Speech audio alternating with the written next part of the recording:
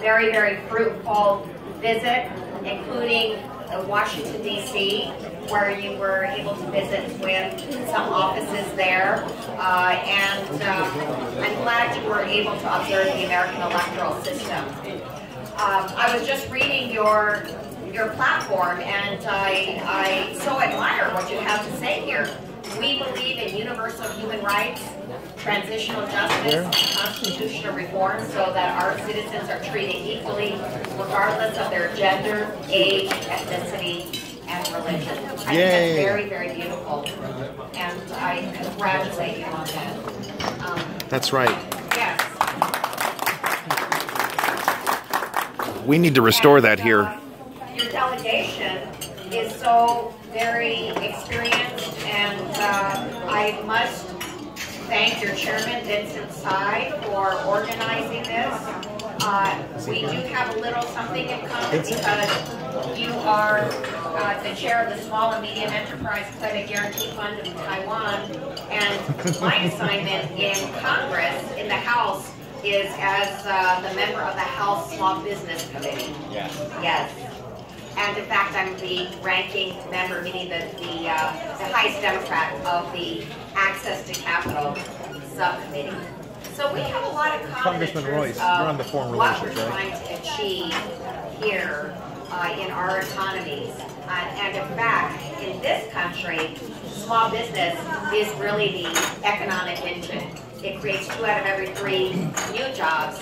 And that's why I have put so much effort into making sure that our small businesses are indeed as strong as they can be, and that they have the capital that they need in order to expand.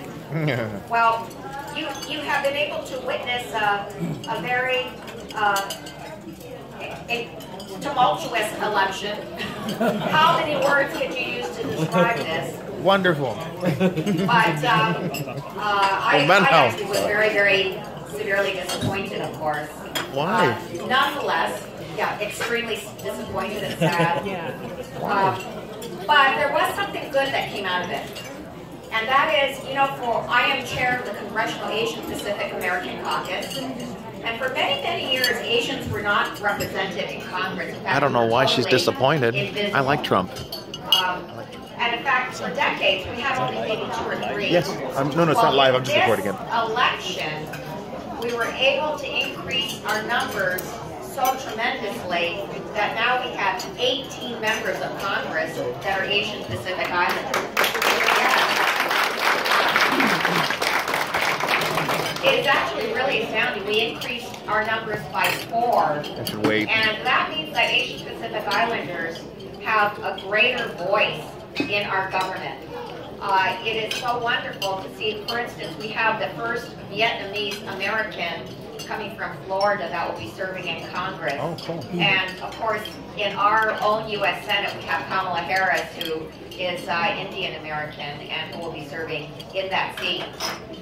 Let me say also that Taiwan enjoys a great deal of support from the Congress members.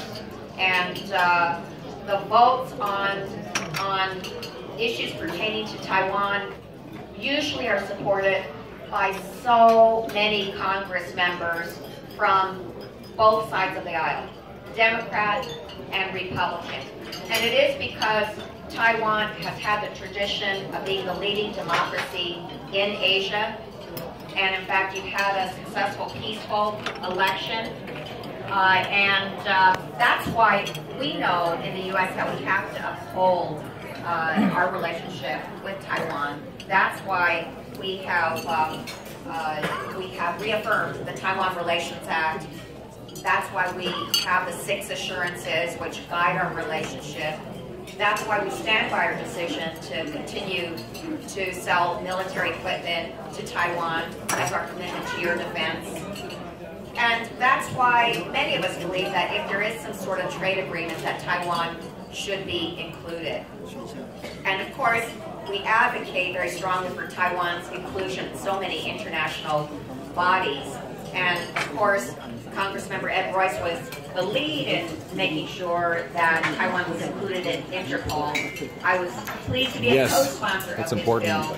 But I think the thing to note on that bill, which allows Taiwan to be able to engage in worldwide efforts to fight crime, the vote was incredible. 380 of my colleagues voted for it, and that is a strong vote that you don't often see.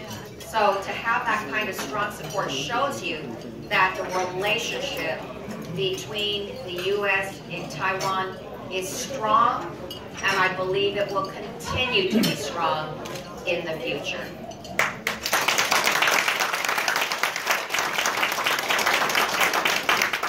In the meanwhile, we celebrate all the citizens who come from Taiwan to the U.S. who've really contributed a lot to the U.S. Innovators like Jerry Yang, the co-founder of Yahoo, like Steve Chen, the co-founder of YouTube. They've changed America. Everybody's so loud. Forever. So certainly we can be very, very proud of the contributions that people from Taiwan have made to America. And so I thank you.